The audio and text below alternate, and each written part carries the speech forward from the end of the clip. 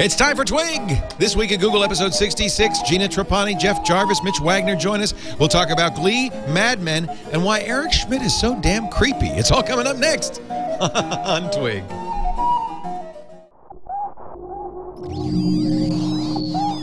Netcasts you love. From people you trust. This is TWiT. Bandwidth for This Week in Google is provided by Cachefly. Cachefly.com. You'll find all the TWiT shows on your Roku box, Android, and BlackBerry phones, and all Yahoo widget TVs powered by MediaFly. For more information, visit twit.tv/MediaFly. This is Twig, This Week in Google. Episode 66, recorded October 27th, 2010. Schmidt Storm. This Week in Google is brought to you by GoToMeeting. Bring people across the country or around the world together with a web conferencing tool that's the best of the best. GoToMeeting. For your free 30-day trial, visit gotomeeting.com/twig. And by Squarespace.com, the fast and easy way to publish a high-quality website or blog. For a free trial and 10% off the lifetime of your new account, go to squarespace.com/twig and use the offer code TWIG. And by Hover.com. Hover is domain name registration and management that's simple. For 10% off your new domain, go to twig.hover.com. It's time for Twig This Week in Google, the show that covers not just Google, but everything going on in the cloud today. Joining me, as always, from San Diego, California, it's Gina Trapani. Hello, hello. Good to be here. Smarterware.org and fastcompany.com. And it's good to have you, as always. Great to be here. Also here, Mr. Jeff Jarvis. He's a professor of journalism, a journalist himself, and an expert on new media. His blog is Google salute. Yeah. Oh, yeah. The G, baby, yeah. For many years, I called my fans Laportians, and we had the Laporte, the sign of the Laportian, which is an L on your forehead, until I found out. You're lesbians. No, we're losers. Oh. And Glee fans now. And but hey, Gleeks. I'll take lesbian. Glee. So maybe I'm all three. I don't know. L for Glee, it makes no sense. Why is that? Yeah, the L in Glee is. Oh, because they're losers. Because anybody in the Glee Club is losers. That's right. Oh, right. I see. And Mitch Wagner is also here, formerly of Computer World, and now a freelancer, and he's a Glee as well. You can find him on Twitter. Is that the right salute? We don't know. We can't. It's hard to do the. What is G in ASL? Anybody know? Oh, that would be useful. The ASL version would be useful. So, Mitch, welcome to the team. I understand that you are on San Diegan as well. Yes, I am a San Diegoite in whatever we call ourselves. Dude, that's what we call ourselves. What was it they said on Anchorman? Never mind. Stay classy. Stay classy, San Diego. And I was about to not. So yeah, I do have a Google TV, and I'm ashamed to say I did not look out for the purposes of this show, and I did not install it last night. Partly because, though, I have to say I've been reading people's reviews, and I'm some trepidation. I maybe want to keep it in the box so I can return it. I bought the Logitech review. What's the essence of the problem with them in the reviews? Well, one thing we knew it would be, which is complexity. Danny Sullivan talks about it of Search Engine Watch, or is it Search Engine Land? I can never remember what the new name of it is. And he had a long post walking through the install, 45 minutes just to watch TV. Oh. And I think that's part. We knew though that would be an issue. Google TV is, here. I guess it seems to me that the point of all of these devices is to put internet content on your big screen, right? In an easy way. Google TV added the idea of being able to search for content anywhere, put a browser on it, but it's still the same idea, which is basically an Ethernet jack for your TV. The problem is that means complexity as well. You're essentially plugging a computer into your TV. In some cases, like the Apple TV, it's very simple but not very powerful. Roku is kind of in the middle there. We're more powerful but a little more complex. Not much more. I think Roku is kind of the sweet spot. Yes. there's media extenders like the Xbox 360 or the PlayStation 3. The real problem that I want to call it Geek TV, Google TV's got is that ABC, NBC, and CBS are now blocking their content. I know. I can't. I mean, the whole point of having a browser on the box is that you could go to those networks, right, that air the last 5, episodes of whatever show, Lost or whatever, and watch them on your TV. And now they're blocking it. I just. All right, so now explain this to me. Now, this becomes then a whole new issue of net neutrality that I never anticipated. Right? Yeah. So it started with Hulu, right? Hulu. When you went on Google TV to Hulu Plus, it would say, I'm sorry, Google TV. Even though you can use a browser on a computer, and I'm not sure exactly why this is different. Right. It's a browser So and a they're computer. discriminating against a manufacturer's device. Yeah, right? they're saying, and I think it was Mark Cuban who said, well, of course they're doing this because you're trying to get network television programming with internet economics, and you just can't. Those two don't go together. Well, welcome to the new world, folks. Same thing with Cablevision cutting off, or Fox rather, trying to cut off Cablevision customers in the fight that they're having now. And I was starting to write a post that it didn't do, but you almost wonder if Fox and Cablevision never came to a deal. Is it the end of the world? They still haven't, by the way. They still have not. 10 days, you still can't watch complaining. Fox 5 in New Jersey. And the Yankees didn't win, so it's less of an issue. But what if they never reach a deal? All right, would I, if I'm a Cablevision customer in Long Island, and I'm happy with Cablevision otherwise, would I cancel it because I can't get Fox? I don't know. If I'm a baseball fan, maybe. If I'm a Glee fan, well, one way or the other, I can watch it online. They failed at trying to block it. Glee's an interesting example because Glee makes itself available in every possible way. You can buy it, as I do, on Amazon, 99 cents an episode. You can rent it on Apple TV, as many do. You can watch it on Hulu Plus for free. Right. Can you watch it on Fox's website as well? I don't know. The odd thing is you can't watch it on my on-demand on Verizon Fios. Oh, that's right. It's not on demand. Fox doesn't have it there. And another interesting thing, and I'm not sure if this is true, but it strikes. I keep trying to DVR it, and I think there's a flag on it that says "Do not DVR." Oh. And last night I was watching it, DVRing it while I was watching it, and I couldn't fast forward through the commercials. Weird. So I think they're telling the Comcast cable box what to do. So This is so Fox. But this is what's confusing because on the one hand they're saying, well, let's put it online, and on the other hand they're saying, but don't tear tape, record it. It's confusing to me. Well, then I wonder whether they're going to start blocking. Go to the desktop. Hold on, Jeff. Go ahead, Mitch. I was going to say, I was just wondering when they're going to start going to the desktop to blocks. Maybe they'll stop blocking Firefox tomorrow or start blocking Dell PCs tomorrow. Well, it's completely arbitrary. Why not? I mean, you're saying, well, you're going to watch a Logitech review, we're going to block it. And by the way, for a while, people have been able to change their user agent. That doesn't work anymore. What? There's going to be an app for Google TV any minute now that changes the user agent. No. You can change the user agent, but they're looking at something else now because they still block. You can say, I'm not Chrome on a Logitech review. I'm on a Google TV. I'm Firefox on a Mac. And it still blocks you. It's seeing something else. And by the way, these are shows that are shown on broadcast TV, which is free, different economics, on airwaves that we give to these networks. Right. And any business today that's built on how to screw your end user isn't going to work. At some point, somebody's going to make a great show for the internet. And they're going to go around all of this structure and make a fortune and not share it with a studio and not share it with a network and not share it with a cable company. And that's when the economics are going to change. And I think what's happening here is that we're going to see that, well, we don't need these channels. You know what Mark Cuban says? That the networks are handing a win to Netflix. That essentially the winner here, Netflix, which we mentioned last week, consumes 20% of all primetime bandwidth in America for its streaming TV, is the one that's got deals with everybody, including Google TV, Roku, Apple, and they're going to win because everybody else is blocked. But that means you won't get to watch Glee till next year when it comes out on DVD. Right. Right. Go ahead, Mitch. So long as they keep underusing Sue Sylvester, then that's not really that big of a problem.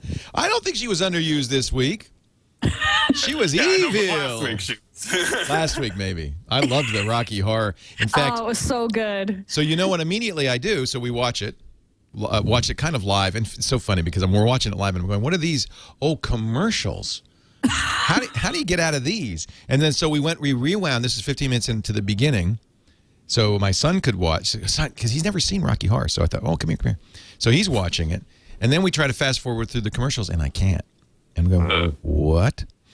But then immediately after, what do? I fire up the Roku, and I put Rocky Horror Picture Show on so we can watch the real thing. Yep. This is a great use case for Internet Plus broadcast. Absolutely is. Yeah. And one links to the other, one grows the other. It's the network.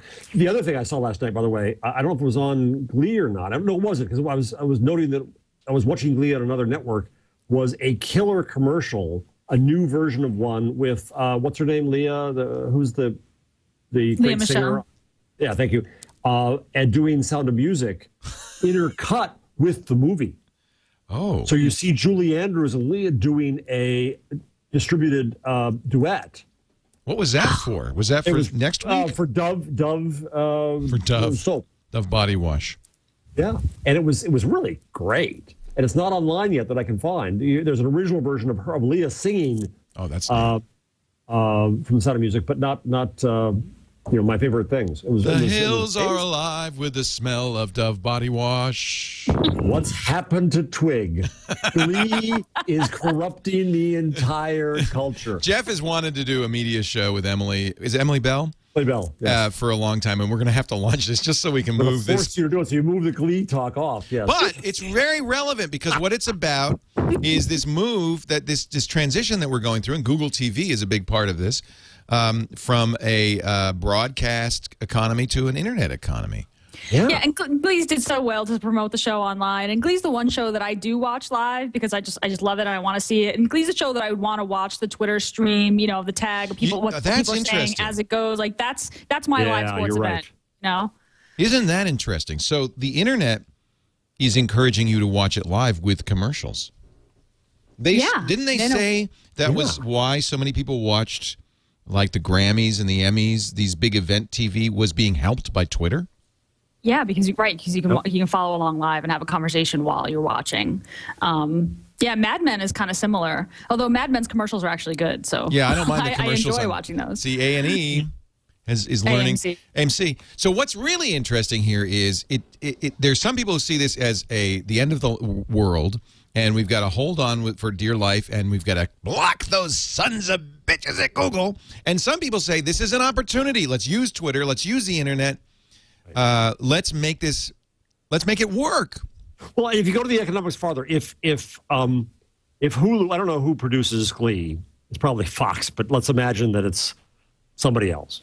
And if they own the show, and if they can monetize it, if they can have an ad sales structure, it's in their interest to go around the networks and the cable companies pretty soon. Right now it's not, because you don't get the mass. You don't get the size. It's really hard to do that. But somebody's going to break that. Someone is going to get a critical mass hit. And they need less audience to make as much money, because if you're not sharing it with so many people. And that's going to start to break away the hegemony of cable and channels, I think. I agree. Yeah, but aren't there always going to be gatekeepers? And aren't we always going to see a tendency for media to get big? Just look at the way bloggers have become more and more popular. But okay, let's say Leo's the case of that. So Leo, how do you answer that just from TWiT Inc.? Are you the gatekeeper now? Yeah, but we build our. Okay, here's what's different, Mitch. I understand as a small businessman, once you write a business plan, it's really hard to change your model. I created a business plan that's based on selling advertisements to 18 million eyeballs every week. It's very hard to say, well, that's not going to work. Now what do we do? And a lot of companies can never make that transition. Your business plan is your business plan, and your business lives and dies by it. Our business plan is completely internet modeled, right? We make more money by eyeballs. We want everybody to see it. We don't want to block it. In fact, we want it to be on every platform possible. Maybe that's because we're, alternative to mainstream media, and so we have to compete that way. But I think that that's how our plan is written. Now, I can imagine a time some years hence where it changes again, and I'll be sitting here with an old business model that doesn't work anymore, and I can see how you get hidebound, and it's very difficult to change that. But I don't think we'll be gatekeepers in that sense. This is all, I mean, our model is around community, building and growing community, involving community. In fact, where I want to go is more interactivity, more chat rooms, more textual stuff, more of that kind of stuff. And so I think in that respect, we're built around being open. Yeah, I think in any established company, though, you're going to have people. You're going to have a company that's thriving on an existing business model, and you're going to have people whose careers depend on that business model succeeding. So if somebody else comes in with a new business model, they can never get their foot in unless you have a company with a really dynamic leader like a Steve Jobs, or going back 50 years like blanked on the guy's name from CBS. Edward R. Murrow? No. Sarnoff? Yeah, David Sarnoff. Yeah, the guy who said, you know what, we're in the broadcast business, we're not in the radio business, we have to pioneer television. Yeah, he was brilliant. Yeah. He was brilliant. But in most cases, you have big companies, I'm sorry. No, you can count the companies that have done that successfully on the fingers of one hand. Apple might have done it. Microsoft tried, and I think Microsoft, you can make a case, has not. Polaroid. Well, they succeeded in '95. Polaroid tried, but they succeeded in their era. Their business model worked. Now, I mean, Ray Ozzie leaving Microsoft is a perfect example of this. It's an acknowledgement that we're not going to make the transition, and we're going to try, but it's a pretty clear acknowledgement they're not going to make that transition into this new cloud-based system. They're a software company. You are the disruptor. That's why I finally realized we got a big grant to open a Center for Entrepreneurial Journalism. As I'm working in the curriculum, I realized that what I have to teach is disruption. Yeah. And so you're right, Mitch, that somebody comes along and their instinct is to protect their model, but the innovation in media is going to come from Leo's. Yeah, absolutely. No question. Now, it is a good point somebody's making in the chat room that, it's not like radio killed newspapers and television killed radio. And I mean, these old, but I don't think we're talking about that. Well, I think it's a more significant have died, change. They're going to die. At some point, CBS News will die. Will all of it die? No, it never does. But that's really beside the point. The point is, where's the opportunity here? Well, here's the example. I always say, Leo, that when you left a network, you didn't go to get a job at another network. You started. I made my own network. Yeah. Here's a good example: is the record industry. It's completely been disintermediated. The way music is made and sold will not be the same in 10 years as it was 10 years ago. I mean, that's just obvious. Right. And so I think that it's going to be something new is going to have to emerge even in well, here's the question, though, and this is getting back to Mark Cuban. The stuff we do is cheap. The TWiT does is cheap. It has to be really, really, really cheap. Valuable, but cheap. Right. We couldn't do Glee. We couldn't. I mean, the economics for Glee are very different. And so that's what Mark's saying. He's saying you can't. There's a web economic model and there's a broadcast economic model. You can't support broadcast shows, or can you, with the web economic model? Well, then maybe you don't have broadcast shows. Well, that's the question. Are we going to say goodbye to blockbuster movies and big production but the odds of making the blockbuster is much higher. The risk is much, much higher. That's why we have reality TV. Now, could you make, pick your reality TV show on the web? Sure, you absolutely could. In fact, the web will be better at reality TV. Exactly. Yeah, that's a good point. Exactly.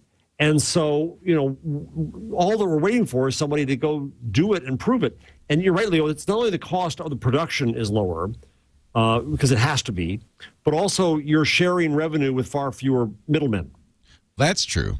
That's the real key to the economics here. That's true. Is that you have your own ad sales, and you're sharing nothing with nobody.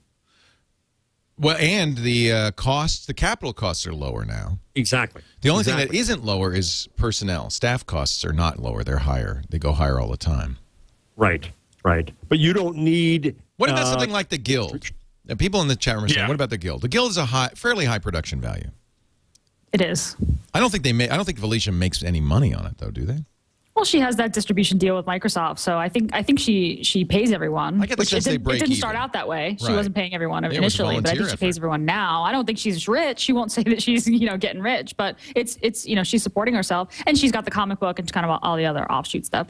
I also pay for HBO, so I can watch like things like The Wire or In Treatment and shows like that. Right. And I'd pay to watch Mad Men. I'd pay to watch Glee. I would too. So. But you know what we're going to have to do? It's Right, going to so have this- to be you're a right, la Gina. carte. So there's different revenue streams there. Yes. And I supposedly am always against pay TV, but you're right. I would pay for those shows. Well, not Mad Men, but that's another story. Myself, You don't like Mad Men? I've never gotten into it. What's wrong with you? Because when I started watching it, I'm gonna get in trouble now. The chat room's gonna. We got to do this show with Emily. I know. I just said at Twitter that this is Twig is turning into This Week in Glee. I love it. That's not a bad idea. Wait a minute. The acronym's the same. Well, actually, when I was going to start a video company, Leo, I started a show that was all about this American Idol the next day. Great idea. It was a great idea. It worked well. I just couldn't get I needed to come to you for ad sales. Mad Men. So the problem, it just seems so blunt and obvious to me. So 60s cliched, but I'm going to get in trouble, so I'll stop there. Mad Men is about feeling. It's about gestalt. It's about the look. It's not about plot. Is it, Gina? I feel like I understand my parents a lot more watching Mad Men, just culturally, not the bad behavior going on in the characters. I just feel like culturally, like I have a But deeper understanding. Jeff and I grew up in that era, but we're the age of the kids in that Yeah. show. Yes, we are. Yeah, me too. Yeah, so- I love the show because it's so understated. Like the Yes. climax of the show is some guy looks at another guy. Oh my God! He I really love hit him. that. It's subtle. It's too subtle for Jeff. He wants knife fights. No, I think it was the opposite. I think it was too blunt. In the earliest shows, when they had the racism, it was Yeah. too blunt. I know what you're saying. It was. Right? It's when they mention the Beatles. It's almost as if they go, "The Beatles are playing Shea Stadium." Right. You know? Exactly. Right. The first couple of episodes were like that. It was like, I'm going to smoke an unfiltered cigarette now. Oh, look despite at the me! cancer. I'm Yeah. drinking I before gotcha. noon. Oh, They've dialed that back a lot. they have. It's a little more All right, subtle. if we start talking Dancing with the Stars, I'm leaving. I'm gonna pull a whoopee. All right, we're going to change the subject. I guess Does anybody, wait. You watch Dancing with the Stars? I don't. Do you? I only watched it when Woz was on. I don't that's watch perfect. Gina? I don't. I mean, if it's on, I might glance at it, but I Mitch? don't watch it regularly. Mitch, wife are you the loves only it. one here? Mitch watches it.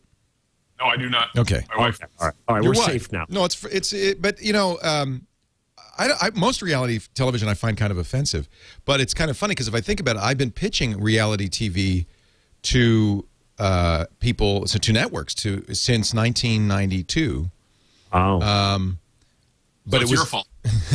No, I just knew that TV was going to have to be cheap, and unscripted TV. And you know what's interesting is I think Americans are getting a taste for unscripted in general, even in our movies. Movies of Judd Apatow and Will Ferrell, which are much of them are ad-lib now, have generated, I think, a taste for the spontaneous and the unexpected. And when I see scripted comedies now, I feel like it's kind of flat.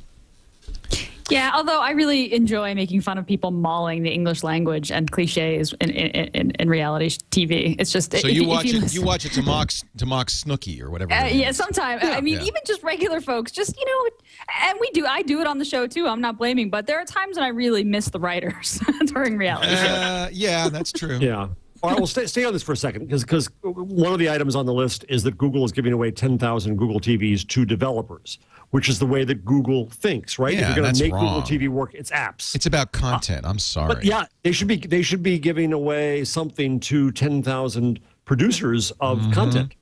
They should be giving away millions to a star. Bet. They should a foster. huge star. They should foster online production.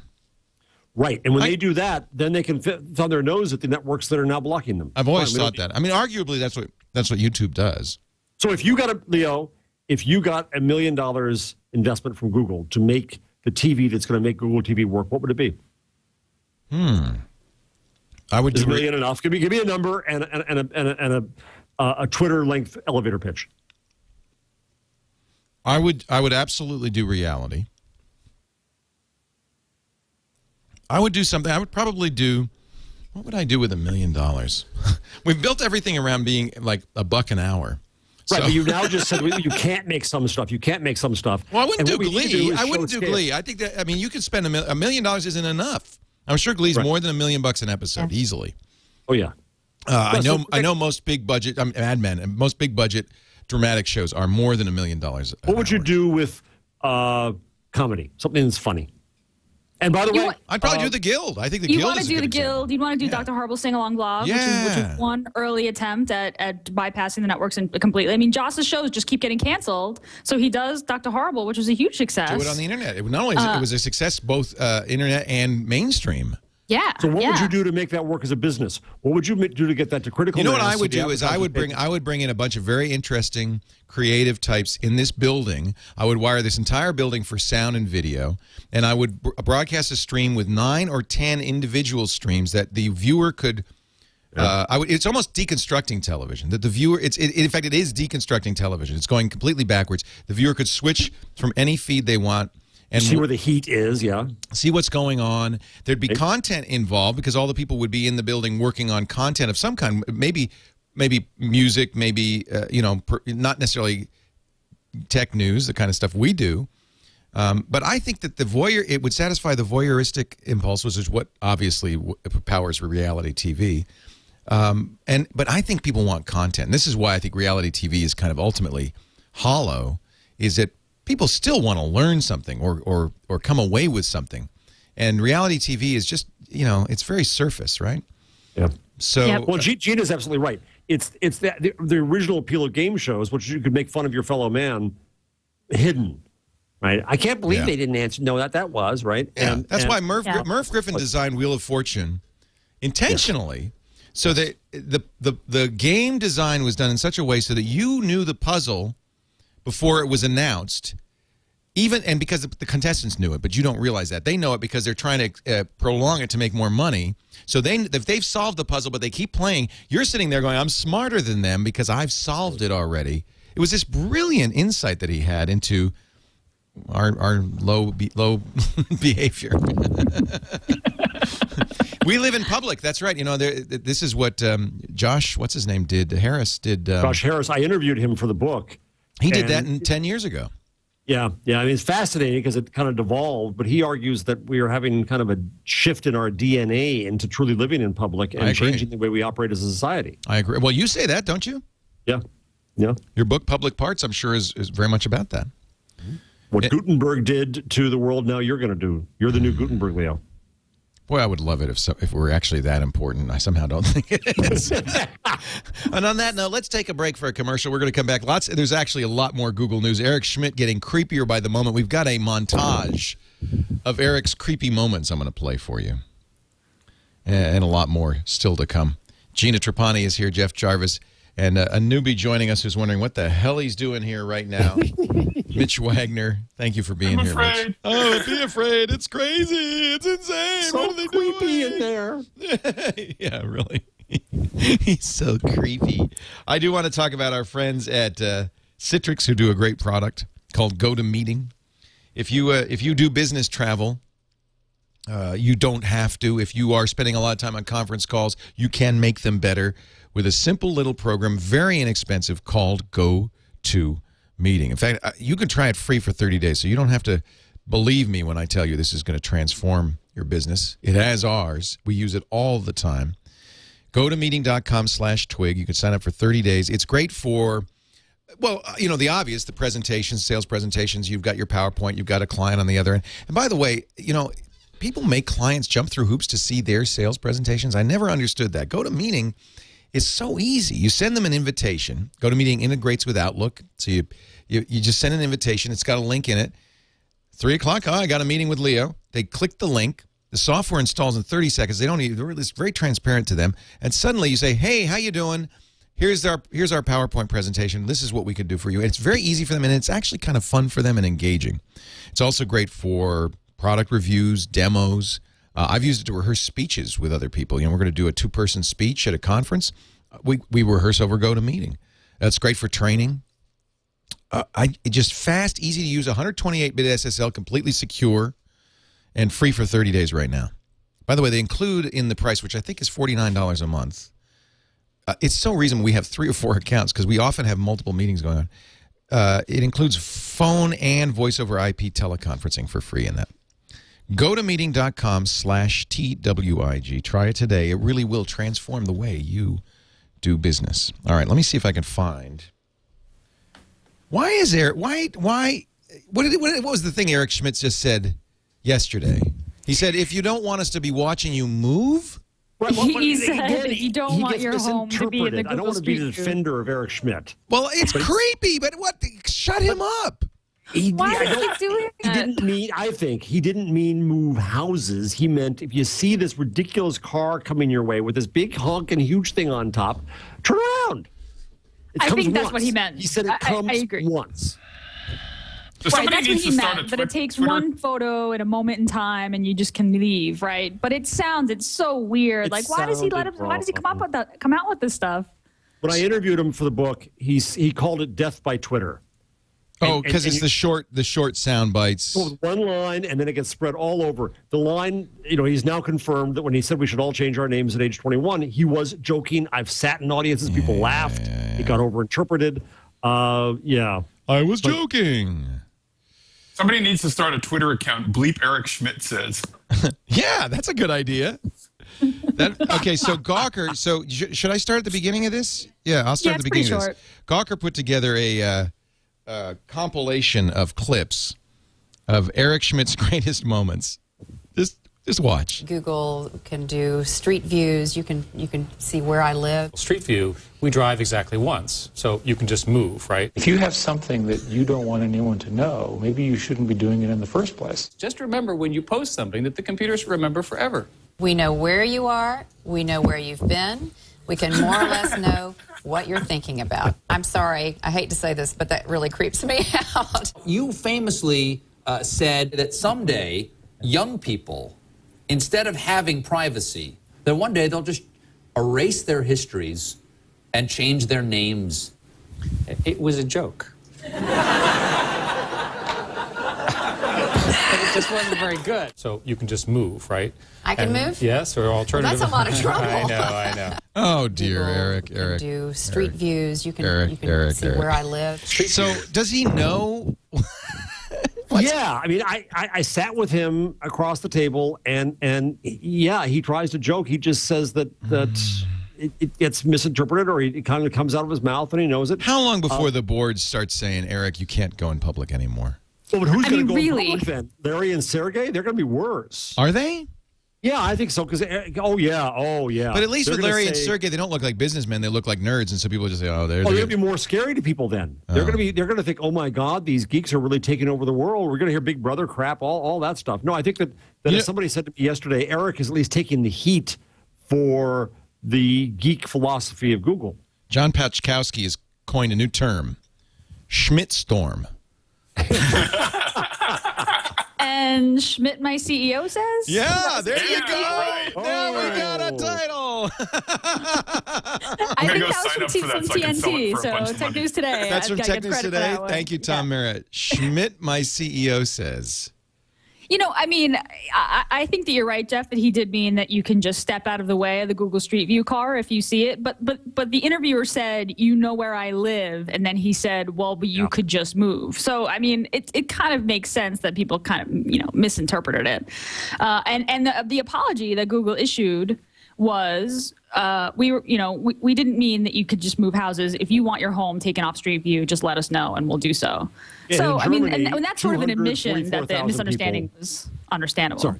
Is that your number, Jeff? Don't give away your number. No, I didn't. It was, I could have been, but 244,000 people have asked Google to pixelate their homes, or as they say in Germany, they exercise their Verpixelungsrecht. Pixelungsrecht. That sounds scary. I know. Anything in German. Do we have Or like pixel? a kind of sausage. Do we have Pixelungsrecht here in the United States? Hey. What we do here is we get out in front of the camera and want to, Moon 'em. do things on it to be on camera. Moon 'em. Yeah, we want to be on Street View. Yeah. Well, isn't over in Italy? Doesn't Google need to publish the route of the Street View car beforehand? So it kind of gives people. And the funny thing, Gina, was they also Italy decreed that they had to clearly label the car, like it can hide. But I want want to see all the nutty Italians who are going to come out like dressed up in costume and doing all kinds of crazy stuff. You'll think it's a continuous party over there. I think that's completely appropriate and probably exactly what Google should do everywhere. Our Street View car is coming to your town. Watch for it and wave. I don't know, or hide or move. Like opt in or opt out. I mean, you get notification. I mean, really, Eric, if Eric's saying move, you better give us some advance warning because, I mean, the car will sneak up on you. Yep. I just got this, sorry, but Twitter, somebody just sent us, just started a brand new account, Schmidt Eric Says. Okay. We want to see stuff on there. Now, ironically, while Eric is saying all this creepy stuff, people like the Federal Trade Commission announced today that it's going to cease just now. It's going to cease its inquiry into Google's collection of data on open Wi-Fi access points. Google said on its website that it was creating a stronger privacy control. Alan Eustace, Senior Vice President for Engineering and Research, wrote an apology. In a letter issued on Monday, the director of the Bureau of Consumer Protection cited the steps the company had taken in response to concerns that it had collected payload data, and the FTC says, we don't think they did anything wrong. We don't think there's a problem. We're dropping the investigation. So Britain did the same thing a few months ago. That's good news. But others in Germany and Canada are still screaming bloody. Well, actually, Canada dropped Facebook. But Germany and France and places are still screaming bloody murder. Google screwed up. They hurt themselves terribly. They hurt their defenders like me. Yeah. And I'm pissed. But there was no business value to what they stupidly gathered. Yeah. None. Although they admitted that some of in the payload data, there were some email URLs and passwords. That was kind of at the end of their apology post. Oh, wait a minute. Let me look at that. I didn't see that part. Yeah, it was in there. They said, we actually never went through the data, but other regulatory agencies did, and they found that we had picked up passwords and usernames and passwords for email and that kind of thing. Well, you would if they're being sent in the clear. If they're being sent in the clear. And we should talk about Firesheep, actually. Did you watch the Firesheep show we just did with Security Now? Very interesting. You did a whole show. Okay, that's what I'm going to do. I'm going to watch the show because I'm sure that was So this is a Firefox plugin, not an approved Firefox plugin, but anybody can install it on Windows or Mac on their Firefox. Then you go to a coffee shop or anywhere with an open access point. It opens a sidebar. It lists all the people by name and with a picture who are on this open access point and what accounts they have open right now: Facebook, Twitter, Flickr, and you can click on those accounts, and due to the way that password authentication works, I mean, in a thumbnail, if you really want to know the technical details, you should probably listen to the show, but in a thumbnail, when you log into Facebook, Facebook returns you a token, a cookie, which is then stored on your system. That's why you don't have to log into Facebook every page. It says, oh, no, we know, we're in a session with you. And so this cookie is retrieved at each page on Facebook, and they say, yeah, it's him. Well, this cookie is passed in the clear. So this program, Firesheep, not only sees you, but catches the cookie and then says, I'm him. Let's continue that session that I opened with my password a minute ago. So they can see your Twitter, they can Twitter for you, they can read your Facebook stuff, post stuff there, change stuff there. Yeah.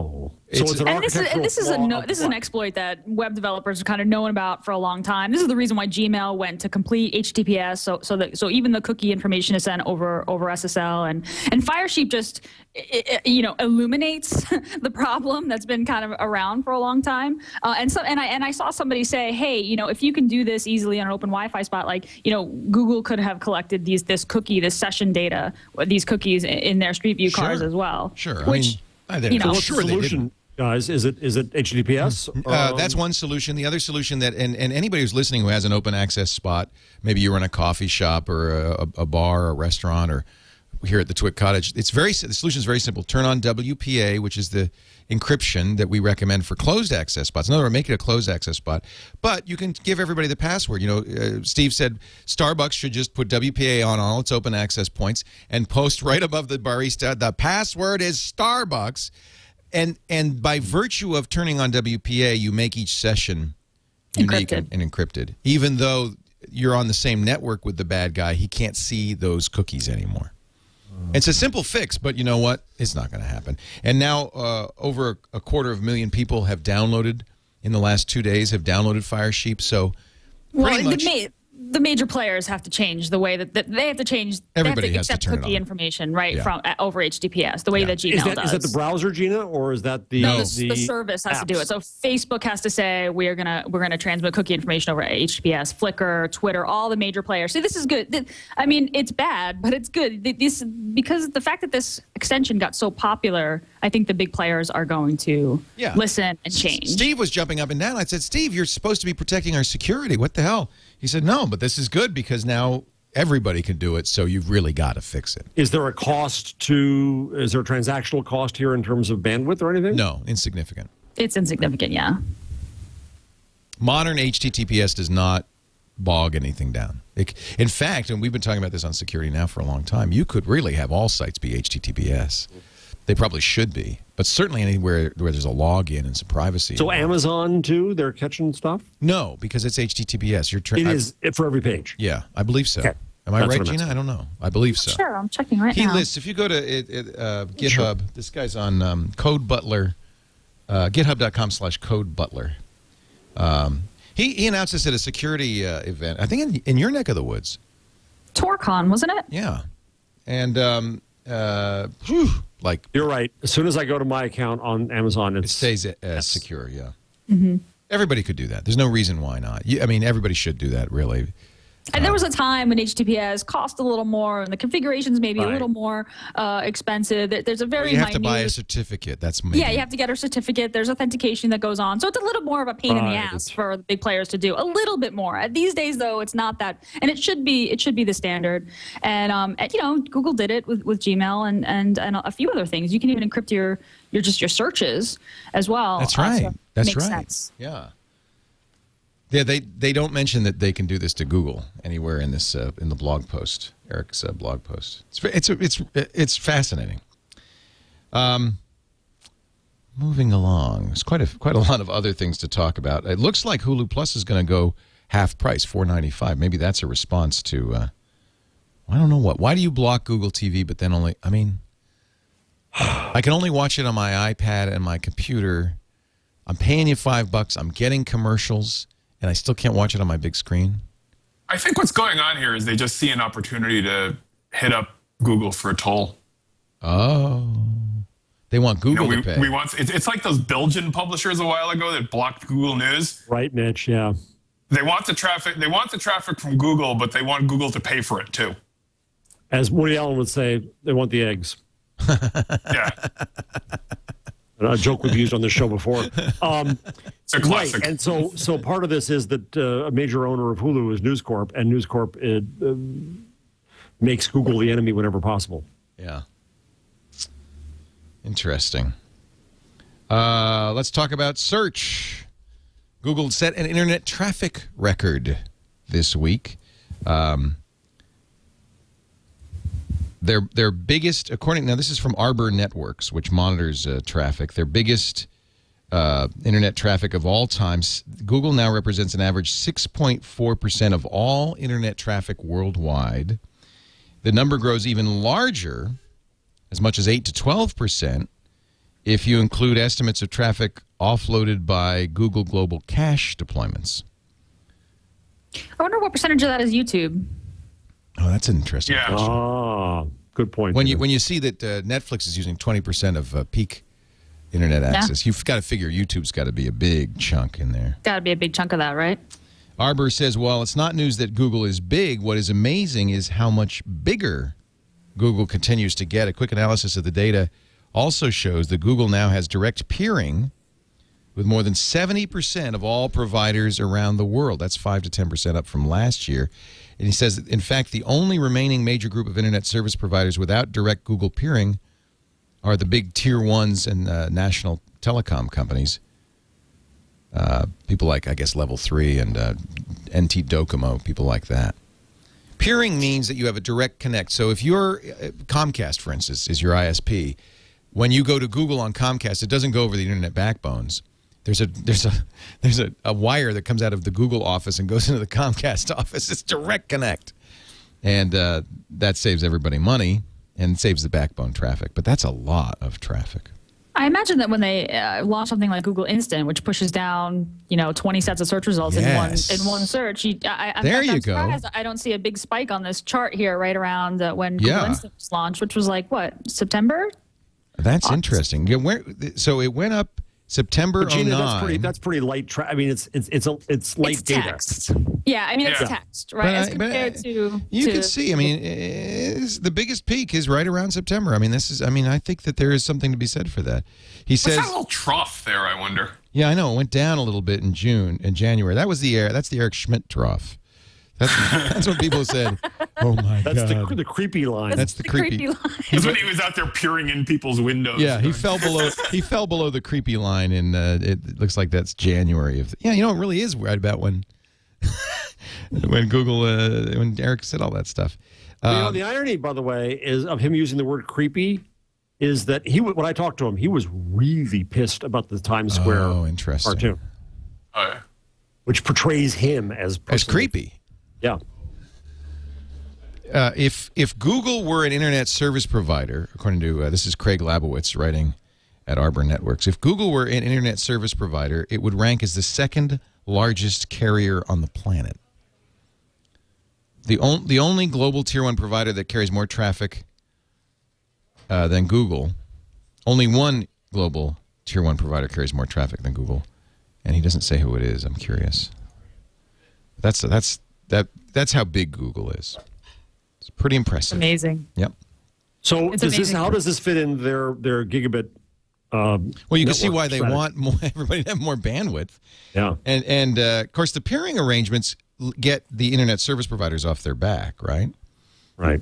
Well, that's also weakness. When At Home started, may it rest in peace, long ago, their original deal was that they were going to peer and then charge you for the privilege of peering. Oh, really? Yeah. I sat in meetings with them, so they were going to say to, NBC, if this is net neutrality, right? If you want your content to go at high speed to your users, you may peer, and you're going to pay us for it. This was the original cable modems it was from Comcast, right? At Home. No, At Home. It was a company that Comcast used for its. Yeah, At Home was supposed to be this kind of. I don't even know what you'd call it now. It wasn't a portal, but it was going to be this. Will Hurst started it. I remember, and actually I remember he was quite bitter because eventually it was the cable companies that put him out of business. Yes, they wanted this for themselves. They weren't going to use that. Huge amount of money. Yeah. Google has announced that it's going to support micro formats in place searching, and they've added a new place search. This is kind of goes along with Marissa Mayer being sent to mobile and local. This is clearly the most important part of Google's business. So supporting micro formats is interesting because it's basically encouraging anybody who writes about a location, including bloggers, to use an H card for that location, which Google can see and scrape and add to its database. So you have all this rich information about a place. Yeah, this is brilliant. I agree with John Battelle, what he wrote a couple of weeks ago, that local is the next big thing. Mm-hmm. After, there was search, and then there was social, which Google kind of took a beating on, and now they're local, which Google is really already in the lead on.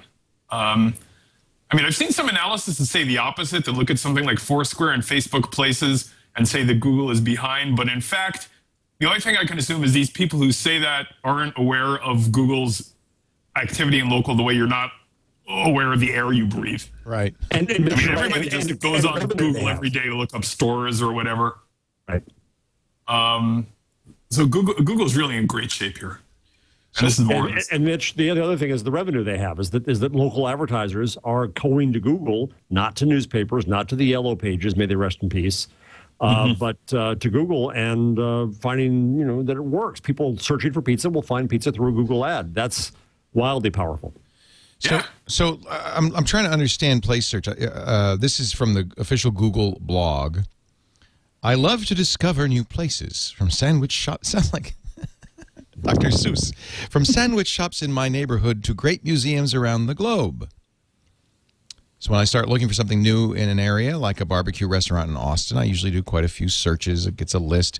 So today we're introducing Place Search, a new kind of local search. So is it's a different result page? Is that what I'm getting? The differences are not that big. Yeah, the result page is just a little different, right? So it shows a map on the right side, right on the results page, and there's a places item in the left sidebar.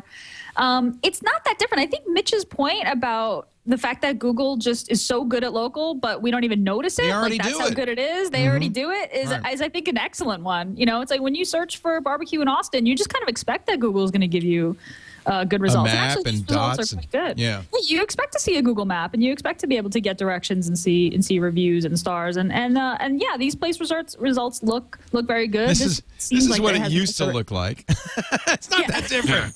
It's not that different. I couldn't see a difference. I don't even know if it rolled out. Let's see. They moved this over to the left, and so that's what it used to look like. This is the new one. That's a very Marissa change, isn't it? It is you know what? That's Marissa, incremental. Isn't it? Very incremental. Don't mess it up. Test it out. Still got the map. Still got the ads. But now it's clearly when you get these results, these are much more place results because they have, the little red marker, and that corresponds to the map. Yeah, it's useful. And it's also kind of a response to Bing, isn't it? I mean, isn't this the kind of thing that Bing a little bit, does? Well, I wonder, too, what habits we get into when we use mobile, or we're on the mobile device, right? And we speak to it and say, pizza, Morristown. They're going for how we're going to use it there, and that will affect the web in return, I think. Right. We're talking about Google, the Cloudiverse, or whatever that is. Mitch Wagner is here, formerly from Computer World, now on his own. Twitter.com/Mitch Wagner, if you'd like to follow him. He's a freelancer. Gina Trapani. Actually, we're all freelancers. I'm the only guy with a real job. Some way. You're the boss, so that doesn't count. Actually, Jeff has a job. He's a professor. I have a government job. I have tenure. Are you tenured? Are you tenured? Yeah. Wow. Yeah. They can't fire you. Public trough. What do you have to do to get fired? Rape a student? No, I don't think so. I think you're pretty safe. What is it? A live boy or a dead girl, or is that? I ain't going there, Mitch. Okay, let's move right along to our ad. They're so glad they're here. Squarespace.com, my friends. We talk about blogging, and we talk about the web, and I'd like to give you a suggestion. If you want to have your own website that fills all the SEO niches, it's got the Google sitemap and all of that, but a whole lot more. It's called Squarespace.com. It is both hosting and software, the best darn website software you've ever seen. I mean, it's so easy to create a site. In fact, I'm going to go right now to InsideTwit.tv, which is our Squarespace site. It's our in-house blog. We decided to use Squarespace because it makes it so easy for all of us to post.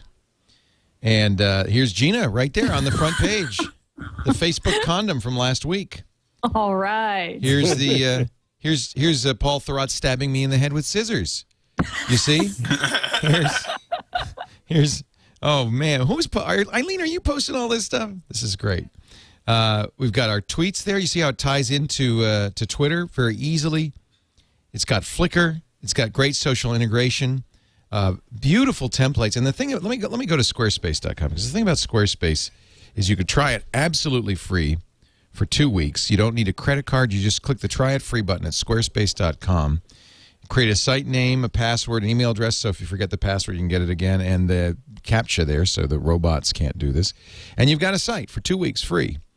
And the first thing you should do is import the data from your old site. It does almost all the major blog and website platforms just seamlessly, so you get your content, even your comments over there, your images. Then play with the templates. The templates are stunning. You start with 60-plus professionally designed styles from big-name designers, and then you're completely customizable, and you don't have to know anything, any special coding or anything. You just drag and drop this, click, point, and all of that. Now, if you do know CSS and JavaScript, of course, it completely supports that as well, so you could do anything you want. Very powerful, and that's one of the reasons if you go to the Squarespace examples, squarespace.com, and look at the example sites, You'll see each one of them looks different. Here's Core Cellars. This is a winery. Oh man, that's beautiful. Here is Jody Arnold. They're selling, I guess it looks like jewelry. They've got their own podcast here. Every Squarespace site looks different, but I can tell you one thing they all have in common. They never run out of bandwidth. They're always reliable. And you never have security issues because Squarespace keeps that software up to date. Start at $12 a month, but you're going to get 10% off for the life of your site if you use the Squarespace promo code TWIG, T-W-I-G, when you sign up. Try it free for 2 weeks. Then if you decide to sign up, remember to use the promo code TWIG. You'll get 2 months. I'm sorry, you'll get 10% off for the life of your site. Squarespace.com. It's where exceptional websites begin. And take a look at our Squarespace site, inside.twit.tv, for an idea of what you can do with Squarespace. Let's see, continuing on. We mentioned microform. Oh, did you see this is an Android story, I guess. And I almost don't even believe this, but did you see Engadget says that this awful-looking PlayStation phone is real? Did you see that, guys? It is obviously Android, not customized. It's a Sony Ericsson. And Gadget's been talking about this since August. Is it April 1st? I thought so. I looked. You know what? It's funny. I had the same reaction, but it's Josh Topolsky, who is very credible, and he wrote this yesterday. But he says this is absolutely factual. It's probably going to run Gingerbread, Android 3.0. Get this, a custom Sony marketplace. Let's hope. Yeah, maybe just for games. This is weird. That screenshot looks kind of. I mean, I trust Josh too, but even the text is kind of like overlapping, and I don't know. Looks kind of suspicious, and but okay. And his battery's dying too. Battery's dying, and that no SIM card is kind of overlaid on emergency calls only. Yeah. Well, but okay. He says it's a Qualcomm gigahertz chip, like the one in the G2. It's 512 megs of RAM, a gig of ROM. Screen is 3.7 to 4.1 inches. You know, if you think about it, though, if Sony were going to make a... I don't know. There's no excuse for it. They just basically glued gamepad onto an Android phone. There have been rumors that Apple will buy Sony. That would be the first thing they would kill if they did. I can tell you that. Now, I think that's pretty absurd, but with Disney? Now, Disney's interesting. We talked actually yesterday about the idea of, on MacBreak Weekly, of Apple. You know, they got $51 billion cash burning a hole in their pocket. They implied on their earnings call last week that they were keeping their powder dry for something. But they did say there were some good acquisitions out there. And then we talked about, and I'd be curious what you guys think, we talked about the idea of acquiring a content player. Now, Sony is a content company. I mean, big music, one of the big music companies, big movie movies, company. TV. Yeah. So Sony, if you maybe divested the consumer electronics, because Apple definitely doesn't want that crap, but you kept the content, maybe that's why you'd buy a Sony.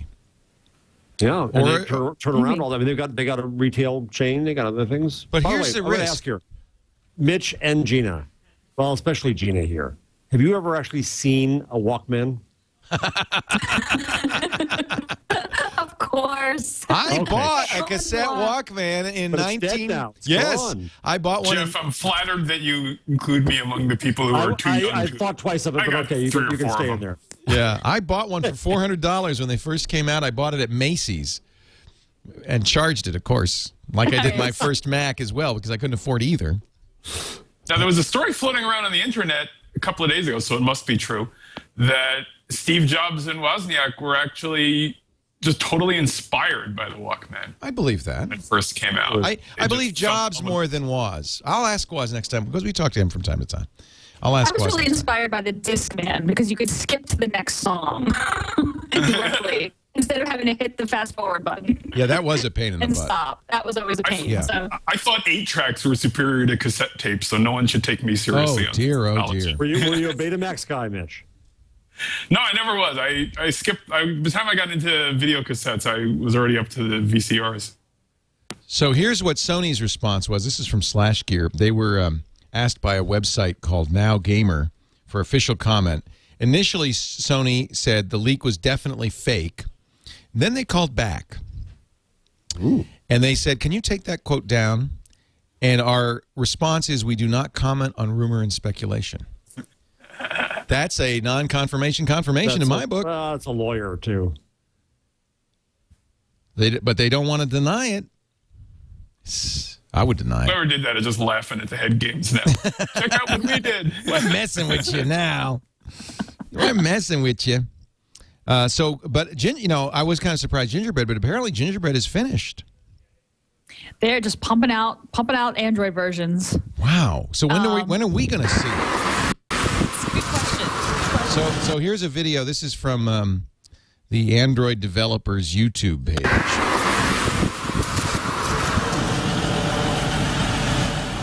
Is this the Google campus? I think it is. Yeah, it is. Yeah. There's a big truck pulling up. Now, you got to know that on the Google campus they have these statues. What is that? What could be in there?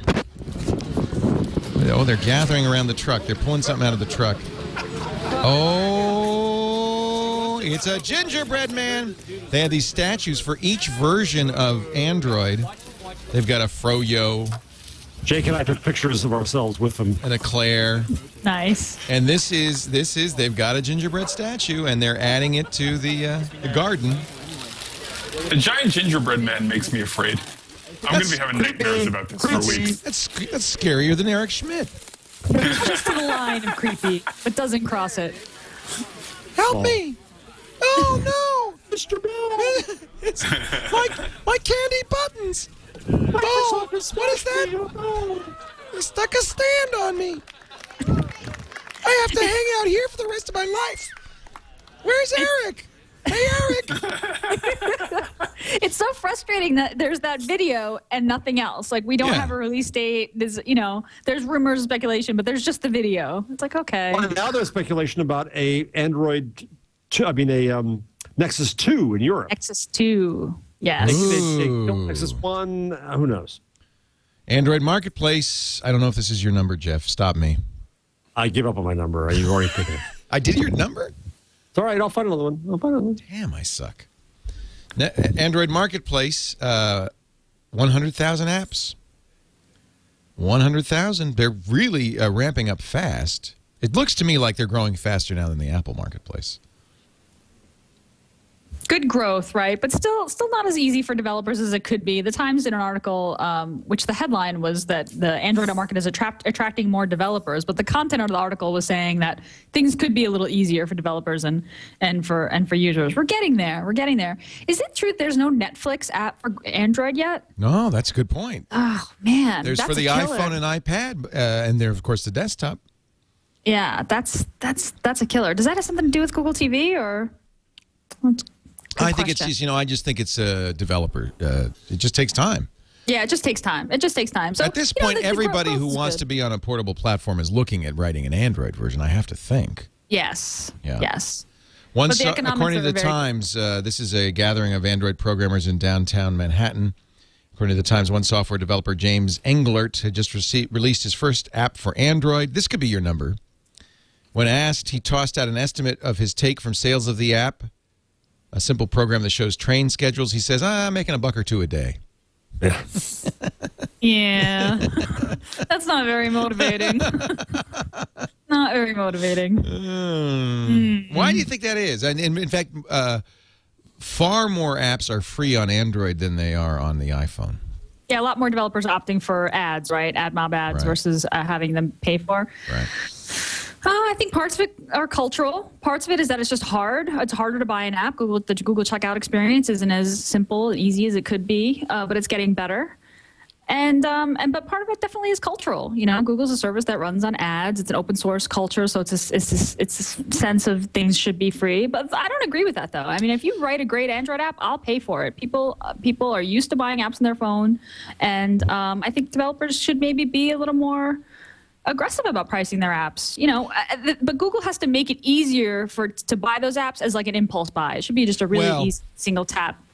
When people say, why do you like Android better than iPhone, one of the things they always are bad-mouthing the Android marketplace, but there's one thing you can do on Android you cannot do on the iPhone, and that is return an item. There's no way to test an app on the iOS platform. You bought it, it's yours. You can hate it, doesn't matter, but you have 24 hours to delete any app and get your money back on Android. I think that's huge. The other difference in Apple's benefit is that they do more foreign currencies, I believe. By a long shot. Yeah, and that's been a problem, hasn't it? A lot of international developers say we can't sell. Now Google at least now translates the euros into dollars. That's helpful. And vice versa. Yes. I figure, how much could €15 be? Or whatever. I mean, come on. I don't know how much it is, but how much could it be? Real. That's not going to end well. What's €1,000 here or there? I always like actually paying in euros because it seems like everything's less expensive. New Android device. It's the Nook in color. Barnes & Noble, its successor to the original Nook. Of course, they're in a dogfight with Amazon over the Kindle, this ebook reader. Their new Nook is a 7-inch Android 2.1 powered tablet. Available for pre-order at bn.com for $250. Expected to ship November 19th. And then they hamper it. It's not really Android. Yeah, there's no Android market. There's no market. There's no market, so you can't run other apps. They do have Wi-Fi, no 3G support. That is too bad. So, for instance, I couldn't also put Kindle on it. Right. Right. You don't want that, but that might actually make it valuable. If I could get the best of both worlds and get a little tablet for a cheap price, that'd be fine. Yeah. Wi-Fi, I might do that. Yeah. Google, you were saying Google should Google's giving 10,000 Google TVs to developers. Wrong direction, but they are doing. Actually, I'm not going to say what they're doing for journalists.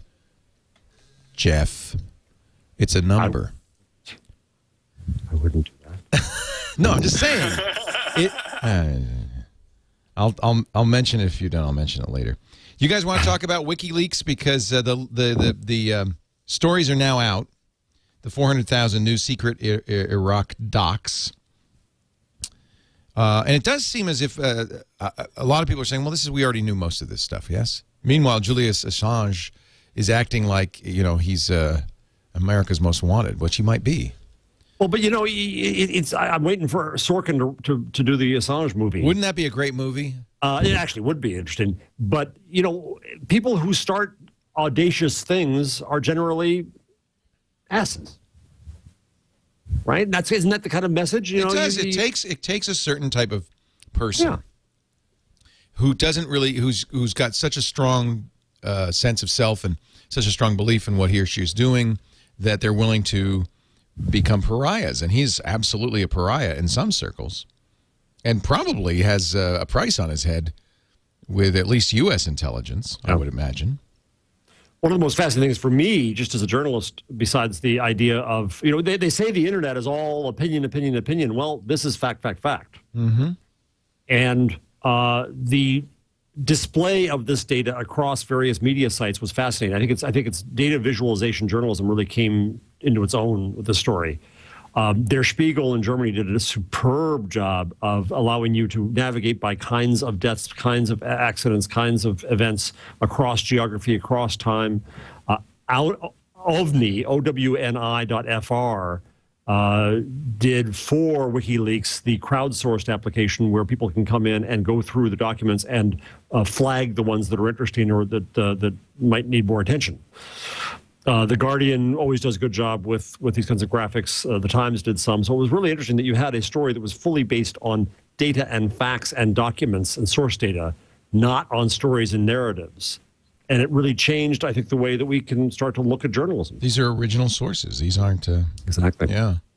And the bigger question for what I'm working on with the book is it fascinates me that it really does more and more kill off the idea that you can do anything, even a war, in secret.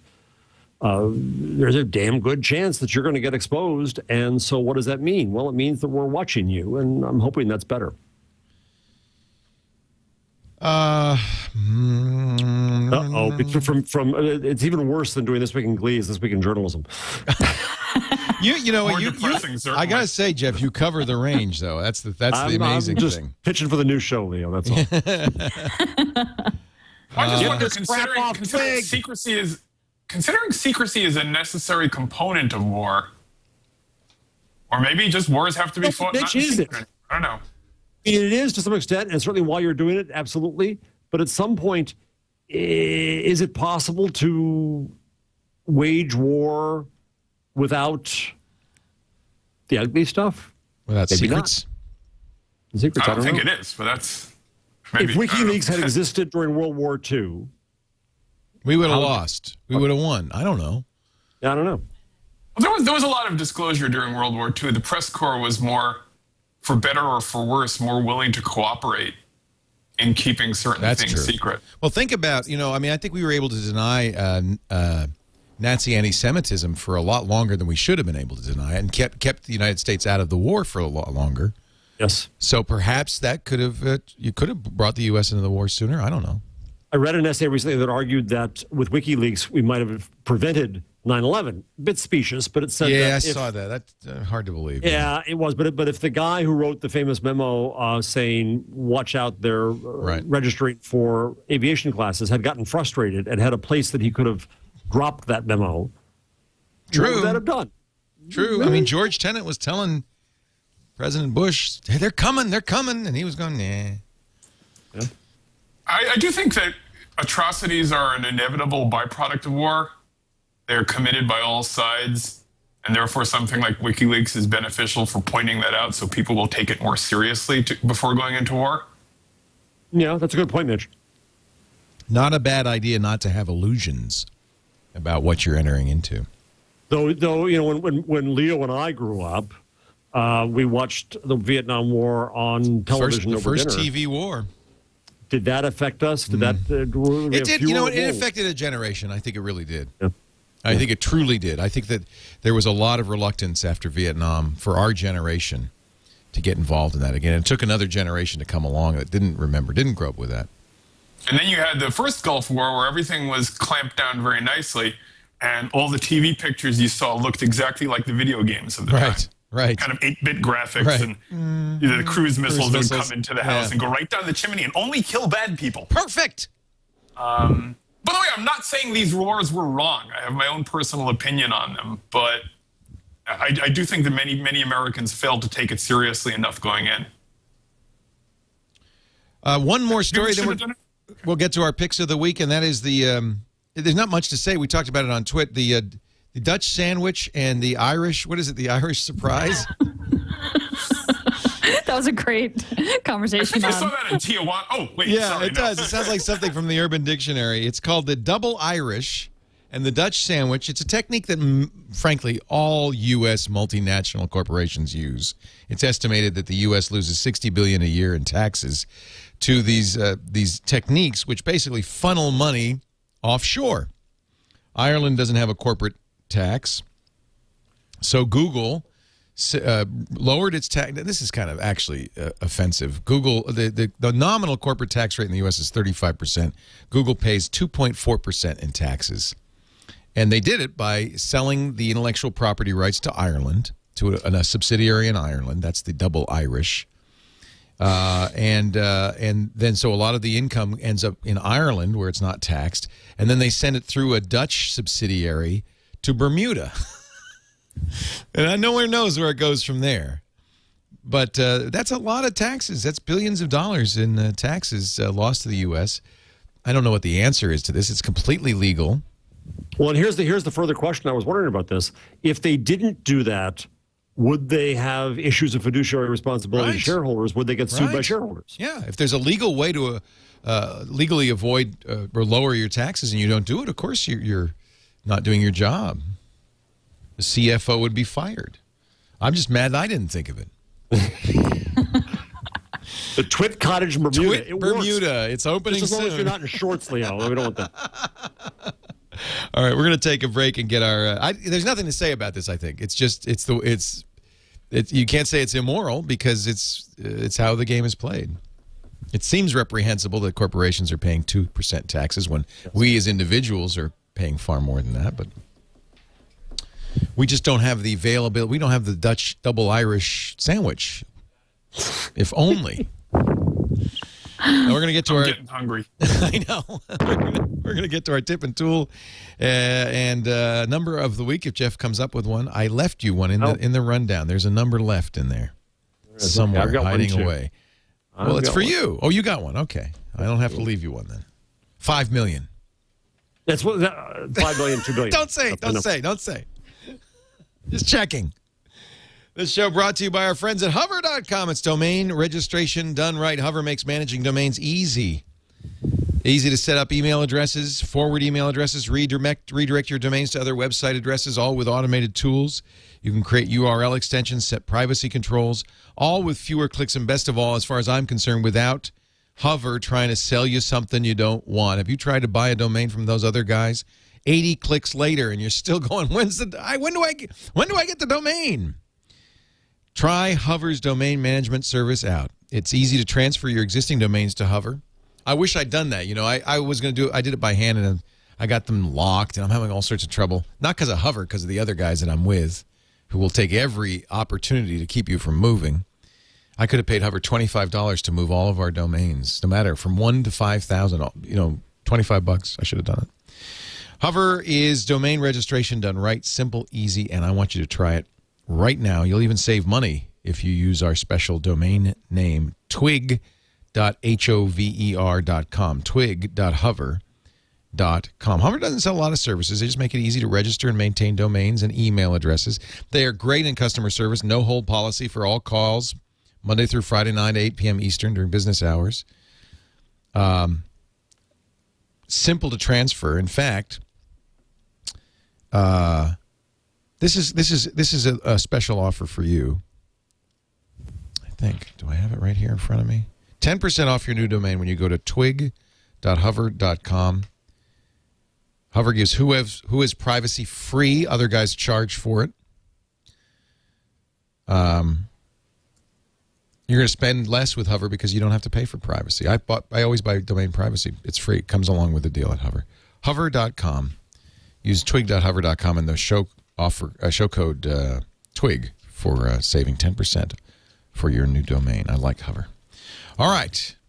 Time for Gina Trapani's tip of the week. Gina?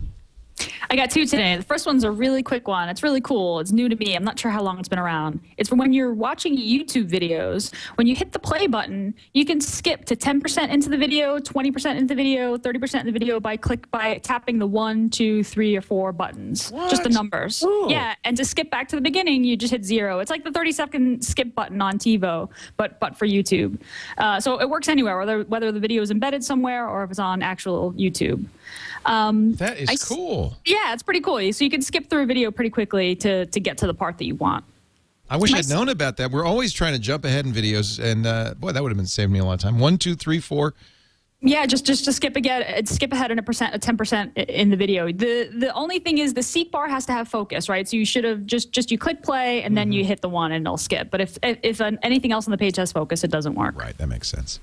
The second tip is this really cool Google Suggest mashup. It's a Venn diagram, right? So the people at Technomancy made this. So it's really cool. So you create this, you write this base query that's something like, how do I get my X, like the letter X to, and then you fill in a few different options. So you can say, how do I get my X to, and you fill in cat, dog, husband, and you click update, and it creates a Venn diagram of all of Google Suggest auto completions for those 3 queries. So the Venn diagram for this query that I ran, how do I get my X to, cat, dog, husband? It's like lose weight is in the middle of the Venn diagram for everybody. Love me, drink more water, stop biting, clean the house, cheat, fall in love with me again. I mean, it's really kind of funny. This is great. Yeah, it's a really kind of clever, cool mashup, and people kind of put in all kinds of values for men and women. So if you did X is, and you put in each of our names. So why is Twig so, and then I put in.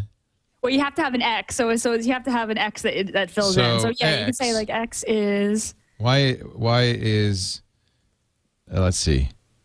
X is weird. I don't know. What would I put in here? And then You could just say X Gina. is, and then put. Okay, then Gina, Jeff, and Leo. Yeah. Yeah. All right, let's see what we get. I don't know what we're gonna get, so we press update. This is just gonna be weird. I don't know. Or is it done? So you can see. Nothing shared. I'm a So you late can see- bloomer, apparently. I don't know. Gina's a punk rocker. AAC, awesome. I have a. I don't know why rail is like the intersection of Gina and Jeff is rail. I have an idiot between Jeff and Leo, and Oh, that's good. I like that. yeah, that's good. So Did you you put have to our kind of full play names around in? with it. It doesn't No, it doesn't it's give just- you instant. You have to come up with some good queries. In fact, the link in the friend feed gives some good examples. Yeah, they did on Hacker News. They came up with a bunch of good stuff. You know, why is America, Star Canada, Trek. Europe so? Yeah. Star Trek, Star Wars, and Avatar. Oh, this is good. Leo and Jeff combined are an idiot. That's good. That's good. And then Gina, you're completely blank. So it sort of reveals these generalizations that we make about. So you can get some really This is kind great. of racist stuff, you're gonna have some fun with that. but also some kind of funny stuff. Very It works cool. really well for sort of larger queries about religions and people, and it reveals the most common searches because it suggests. So a Hacker News reader said, "Why is America so?" And then you put in. Actually, I could actually go to that search. I think. And so, why is America so? And then you use Canada, America, and Europe. And then Canada, bad at soccer, boring, cold, lame, multicultural, peaceful, sparsely populated. America, conservative, fat, obese, religious, stupid, violent. And then when you Brand problems. and when there. you combine America with Canada, you get awesome, great. But you combine America with Europe, you get racist and rich. And this is really bizarre. I don't even know what it means, Gina, but It's a toy. It's kind of fascinating. yeah, though. yeah. It's a kind of fascinating demonstrate, like a charting of groupthink. I guess it is because it's using the search results. Right. Yeah. Right. So I had It's to those share two that one. scientists who a week ago, predicted stock market performance based on Twitter's mood. Yeah. There's They were something very- in there. We just don't know what it is. Yeah, they could tell something. Yet. Your number of the week, Mr. J. 5 million, 2 billion. The 2 billion is that Google reportedly is going to buy its gigantic New York building, which is a complete city block, the former Port Authority building, where they have all this wonderful open space and a slide and all kinds of stuff. Are there people working there? Yeah. Oh yeah. That's where they are. And they have all the the fiber into there and the redundant power and all the stuff they need. So they're just going to buy it. Not a big deal. And then the 5 million is that Google just gave $5 million to the Knight Foundation. 2 million of which will be used to fund U.S. journalism efforts. 3 million will be used for foreign efforts for a partner to be named. And this means that Google can give to Knight as a kind of a Switzerland that will deal with this rather than giving to, I don't know, directly to schools like mine. Seems like that's not a lot of money. No, but so little is spent on innovation in journalism, it actually is something. It's something. It's better than nothing. Yeah. My tool of the week is I don't know who do I credit you, Eileen, for Map Crunch? Did you find this one, or did Gina find this one? Gina and you both marked it. Yeah, we both put it in It's there. kind of cool. Mapcrunch.com.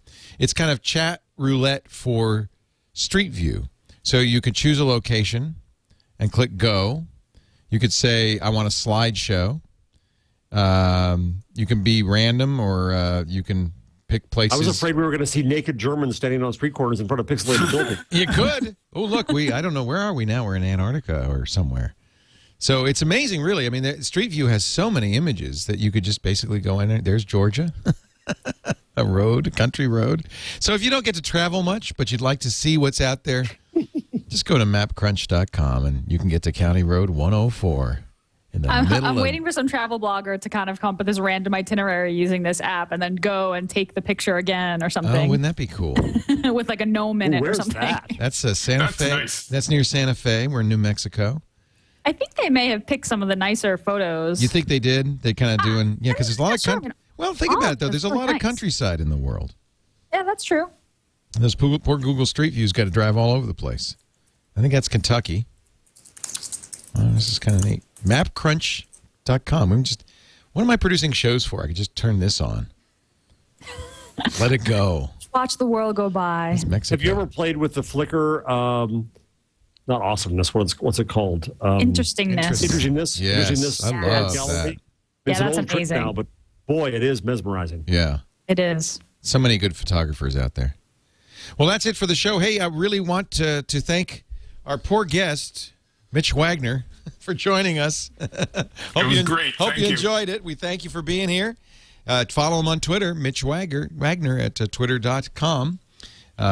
Always unusual when you join Gina and Jeff and me because you never know what we're going to be talking about. We should have warned you we would talk about Glee and Mad Men. I didn't know myself. Two of my favorite subjects, There so you it's go. all right. You can't go wrong with that. Gina Trapani is at smarterware.org. You can also follow her on Fast Company, fastcompany.com/worksmart for her new series. That's pretty cool. And Jeff Jarvis is tenured, so you can't do anything to him. He's at the City University of New York where he teaches journalism to youngsters who are entering a brave new world. He's also a blogger at buzzmachine.com, and his book is What Would Google Do? New book soon to emerge, Public Parts. Do we know when that's going to come out yet? Do we know it's going to be finished? No, we don't. We do not. No, we don't. I'm working away. You probably get that call once in a while from your publisher. Slogging away. Oh, Books are update here. I tough. just see that Best Buy is going to offer free Google TV install service. Good, I need it. Yeah. I Oh. can't figure. 45 minutes till TV is that not ridiculous? Good. Is that ridiculous? That's not good. Yeah. Geek Squad. Yeah. Yeah. I looked at the box last night and I thought, I don't want to do it. You just didn't have it in you. You're like, I'd rather just watch TV. I just wanted to watch Glee. And I knew where to find it. I didn't need a Google search. Just wanted to watch Rocky TV. Horror. And I think this is part of the problem is the reason people watch TV is because they're tired. Nobody watches, they don't want to work to watch TV. And well, I'll set it up and I'll let you know next week. How about that? Yeah, I can't wait to hear what it's like. So, I got chocolate on my nose. What is that? Somebody brought me ice cream and oh man. That's a good look. It works. Thank you for being here. We got a long way to go before we're a threat to NBC, CBS, or ABC. We thank you all for joining us. You can watch this show. We do it live every Wednesday, roughly around 1 o'clock Pacific time, 4 o'clock Eastern time. That would be 2000 UTC at live.twit.tv. Chat with us at irc.twit.tv. And, of course, if you don't get to see the live show, you can get it the download available at twit.tv/twig. in both audio and video formats. Thanks, Jeff, Gina, Mitch. We'll see you again next time on This Week in Google. Bye-bye.